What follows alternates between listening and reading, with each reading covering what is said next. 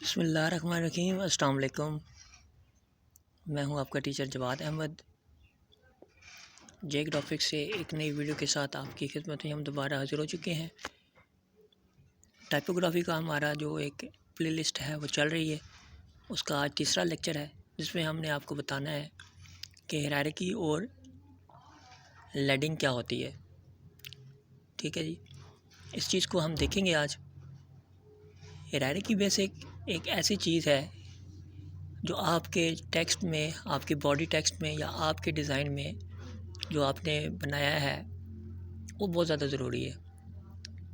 ठीक है जी, वो इसलिए ज़रूरी है कि जैसे आप एक मिसाल ले लें कि एक आप किसी स्कूल में जाते हैं, किसी इंस्टीट्यूट में जाते हैं, तो पहले जो उसमें काम करने वाला टीम वर्क होता है, पहले एक ऑनर होता है, ऑनर के बाद प्रिंसिपल होगा, फिर वाइस प्रिंसिपल होगा, फिर टीचर्स होंगे। ठीक है जी, फिर बाकी जो काम करने के लिए स्पोर्ट बॉयज़ होते हैं। ये क्या है, एक टीम वर्क है।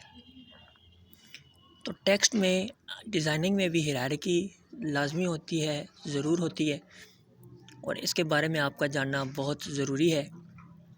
ठीक है जी, तो चलते हैं हम अपनी स्क्रीन पे और आपको बताते हैं कि हम किस तरह से अपने टाइपोग्राफी में किस तरह से हायरार्की को यूज़ कर सकते हैं। ये आपके सामने एक पैराग्राफ लिखा हुआ है, ऊपर हेडिंग लिखी हुई है, पैराग्राफ नीचे लिखा हुआ है। इसे फ़ॉन्ट एक ही है, ठीक है, दोनों का फ़ॉन्ट क्या है, एक ही है, लेकिन आप देख सकते हैं कि कितनी अच्छे तरीके से ये हमारा इसकी सेटिंग हुई पड़ी है इसमें। तो हम आपको बताते हैं कि हायरार्की में मेन पॉइंट्स क्या होते हैं। सबसे पहले आपकी आती है हेडिंग्स। ठीक है जी, फिर आपकी आती है, सेकंड नंबर पर आता है आपका सब हेडिंग, एंड देन आपका आता है बॉडी टेक्स्ट, या बॉडी टाइप कह लें या बॉडी टेक्स्ट। ठीक है जी, हेडिंग क्या है, हेडिंग आप बिलफर्ज आप एक बुक लिख रहे हैं, आप एक डिज़ाइन बना रहे हैं किसी बुक का, तो आप वो पाकिस्तान के बारे में अगर आप लिख रहे हैं तो वो उसको पाकिस्तान उसका क्या है, हेडिंग है, मेन पॉइंट है, मेन टॉपिक है। फिर उसके बाद आगे उसके जो प्रोविंसेस हो जाएंगे, ठीक है, यानी जो सूबे हैं पाकिस्तान के 4, फिर आप वो क्या हो जाएंगे, उसकी सब हेडिंग्स हो जाएंगी।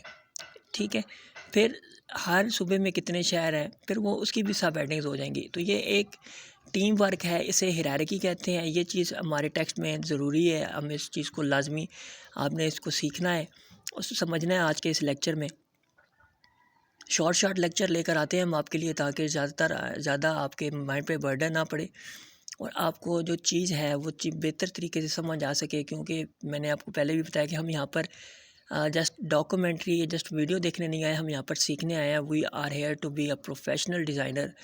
हम डिज़ाइनर्स हैं, हम डिज़ाइनर सीख रहे हैं, हम डिज़ाइनिंग करना सीख रहे हैं। तो ये चीज़ हमारे लिए बहुत ज़रूरी है। To be a professional, it is very important for a designer.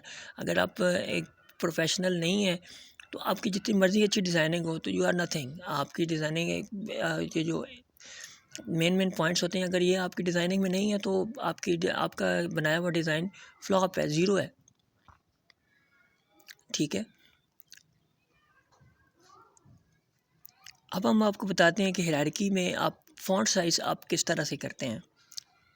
देखिए, एक चीज़ है कि आपने इस तरह से हेडिंग लिखा है, ठीक है, और आप इस कॉर्नर से पकड़कर आप इसको बड़ा छोटा कर रहे हैं। ठीक है, कोल्डा में बड़ा छोटा हो जाता है सर, कॉर्नर से पकड़ कर, नोट से पकड़ के। और एक है कि आपने ऊपर जहाँ पे ये 50 लिखा हुआ है, आप यहाँ पे इसके फ़ॉन्ट साइज़ में अपनी मर्ज़ी का फ़ॉन्ट साइज़ दे रहे हैं। 50 लिख रहे हैं, 60 लिख रहे हैं, 70 लिख रहे हैं। तरीके दोनों ठीक हैं, लेकिन प्रोफेशनल कौन सा तरीका है कि अगर आप खुद लिखें। ठीक है, तो उससे पहले हम आपको बताते चलें कि लेडिंग क्या है। लेडिंग, काइंडली आपने इसको लीडिंग नहीं पढ़ना है, आपने इसको लेडिंग पढ़ना है। लेडिंग भी हमारे ऐसे टेक्स्ट फॉन्ट में या टाइपोग्राफी में बहुत ज़्यादा इंपॉर्टेंट रोल एक इसका है। ठीक है जी, लेडिंग बेसिकली अर्ली टाइम्स में, आज से कुछ टाइम पहले आप कर लें, 100 साल पहले कर लें, थोड़ा कुछ टाइम पहले कर लें, जब टाइपोग्राफी स्टार्ट हुई थी तो मेटल से बने हुए कुछ इसके टाइप फेसेस बने हुआ करते थे।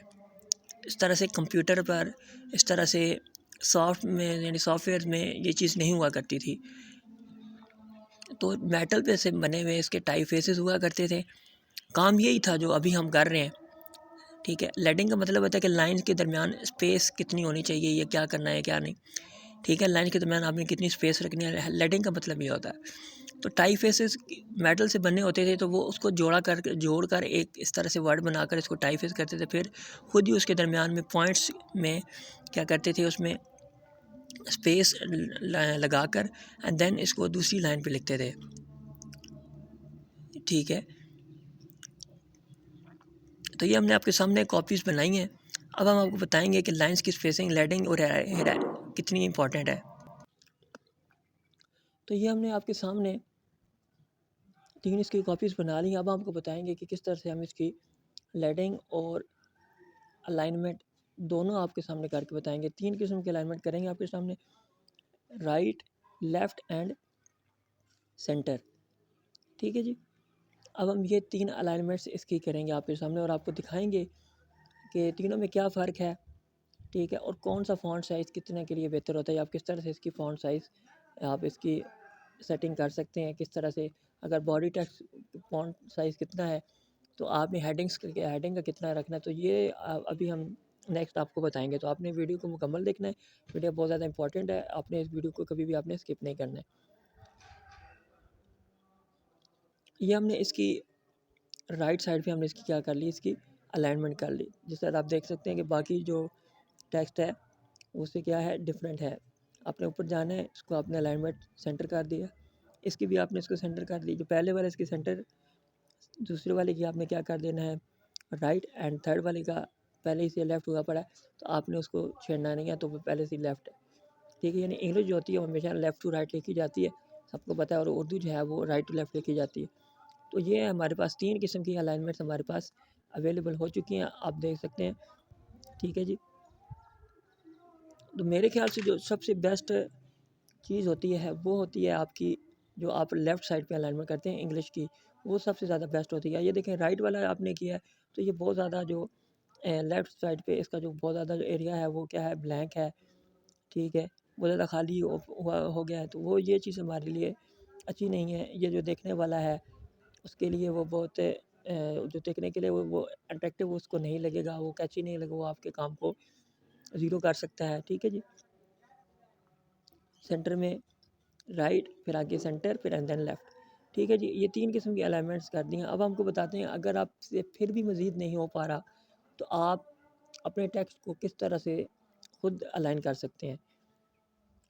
आप इस तरह करें कि आप यहाँ से इस तरह से गाइडलाइंस ऊपर लेकर आएँ, इस तरह। ठीक है जी, इन्हें गाइडलाइंस कहते हैं। आप एक यहाँ पर ऐसे रखें, एक इधर ऐसे रखें। ठीक है, देन आप इस साइड से गाइडलाइन को उठाएँ। ठीक है, फिर अगेन आप इस साइड इसको ऐसे इसके बॉक्स बना लें। ठीक है, फिर आपको पता चलता रहेगा कि आपका टेक्स्ट जो है या आपका जो अल्फ़ाबेट्स हैं वो आप इससे गाइडलाइन के बाहर जा रहे हैं, इसके अंदर ही। अगर इसके अंदर ही रहेंगे, इट मीन्स कि आपकी अलाइनमेंट बहुत, या आपके जो काम है वो बहुत अच्छा चल रहा है। अगर आप इसको थोड़ा-सा इधर-उधर करते जाएँगे, आपका इसका जो अल्फ़ाबेट है वो अलाइनमेंट से या आपकी गाइडलाइन से बाहर जाता जाएगा, तो वो आपके समझेंगे कि आपकी अलाइनमेंट ठीक नहीं है। ठीक है, अब आपको बताते हैं कि फ़ॉन्ट साइज़ आपने क्या रखना है। अगर आपने बॉडी टेक्स्ट का फ़ॉन्ट साइज़ रखा हुआ है 18, तो आपने उसकी जो हेडिंग है उसने इसको 2x कर देना है, 3x भी कर सकते हैं, इसको डबल कर सकते हैं। 18 का डबल 36 होता है, फिर 36 का डबल आप ज़्यादा कर सकते हैं, फिर 54 इस तरह से। ठीक है, आपने अपने क्या करना है, टेक्स्ट के मुताबिक इसकी बॉडी साइज़ रखना है। तो ये थी आज की वीडियो। इंशाल्लाह नेक्स्ट वीडियो में आपको मिलते हैं। लाइक, शेयर एंड सब्सक्राइब लाज़मी करें। मिलते हैं नेक्स्ट वीडियो में एक नए टॉपिक के साथ। तब तक के लिए अल्लाह हाफ़िज़, फ़ी अमान अल्लाह।